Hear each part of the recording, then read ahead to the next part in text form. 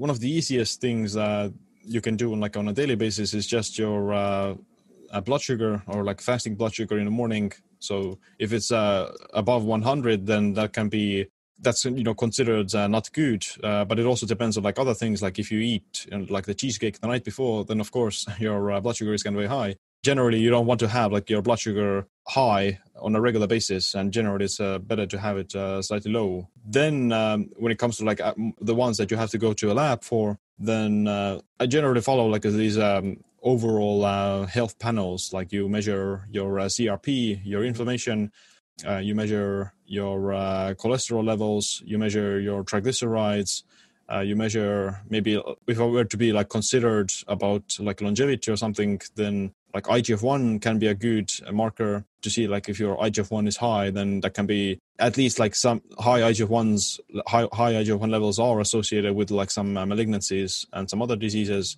But at the same time, too low IGF-1 levels can also be unwanted. So yeah, I do think like the easy general overview about your like blood sugar, inflammation, and fatty acid profile and cholesterol, that can already give you like a pretty good glimpse about your overall health, at least like to a reasonable degree. What about genetic testing? Because I know you speak about this, and I agree that longevity is basically 20% determined by genetics and 80% epigenetics, and that means environment, what you do. So what are your thoughts on genetic testing? Because what I've seen is patients and people getting genetic testing and then going into a state of fear because it kind of starts to show them something that they've assumed may happen, and then they start to actually realize that happening. What do you think about genetic testing? I think it can be very eye-opening and definitely useful. So I have done my genetics. I think it was like, it wasn't like 23andMe, but it was something similar. And I use like the platform Self-Decode, where they basically analyze it for you, and they give you like a report based upon your genetics. So they can tell you, oh, you have this gene, you have like a bad cardiovascular gene or something, you're more predisposed to inflammation, etc. Or you have like a bad fat loss gene or a good fat loss gene, whatever it may be. It makes it a lot more easier to understand, because if you as an individual who doesn't have like maybe background in those things, then you can be just confused about it, unless you have like someone who's walking through it with you. So yeah, I think the genetics, they work, or they're going to be useful to the extent that you understand them and know how to maybe adjust your lifestyle based upon them. I find they can be good to know, maybe like your weaknesses or something, like you know that you have like a bad blood sugar regulation gene or something.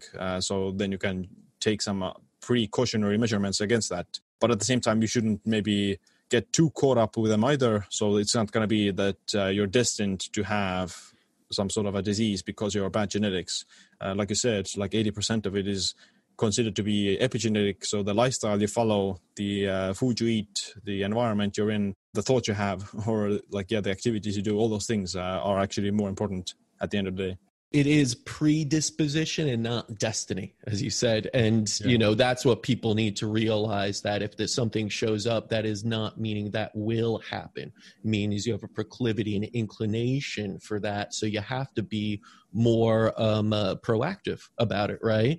And that's where I think it can be amazing information, but it could also be something that leads you to fear more, which is not good. So I think in the hands of the right person with the right professional or someone there to guide you, I always found genetic testing to be quite good. But oftentimes people just get those genetic tests and suddenly start freaking out. It's like they've been put into this state of panic due to what they're seeing from it. But we know epigenetics is so powerful.